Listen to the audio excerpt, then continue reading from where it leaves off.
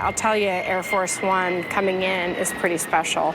To see it land here in Utah is so meaningful. And it was pretty special. State and local leaders were there to see it happen. Air Force One touched down this afternoon at the National Guard Airport.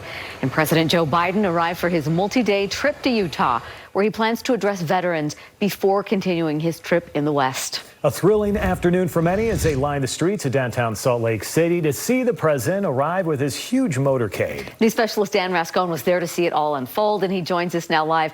Dan, this is quite a sight that we don't get to see very often in Utah. Yeah, don't get to see very often at all. It was quite a sight for a lot of people. Their very first time seeing something like this. This entire area completely shut down, just as it is tonight, to make way for our commander-in-chief. And it didn't matter whether or not you like the job he's doing. A very lively scene along 200 South in Salt Lake City. It's pretty extravagant. Dozens of officers, patrol cars, security, and even construction equipment, all here for one reason. A lot of motorcycles. The arrival of the President of the United States.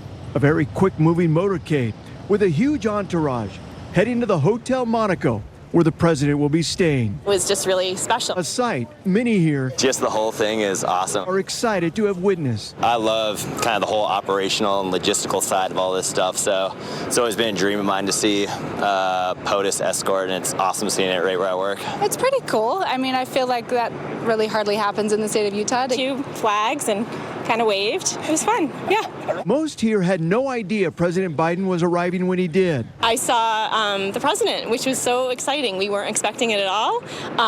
We just went out for a walk. It was definitely an experience. There you go, get you a nice shake on there. Bartender Kyle Langfoss will never forget. He works at the Homecoming Southern Kitchen restaurant, which is right next to Hotel Monaco. Saw a lot of vehicles, man. A couple really nice limos. He had a front row seat to the action. Just saw the back of his head. Got to blast some Stevie Wonder at him and watch this whole cavalcade of armored vehicles and everything else. Yeah, pretty cool sight for a lot of people that came out here. Again, the president plans to leave, of course, in the morning, so people out here will get another chance to be able to see him, but they're not telling us exactly what time he's heading out. Deanie, back to you. Yeah, a lot of this has been need to know only and right up at the last minute. Dan, thanks.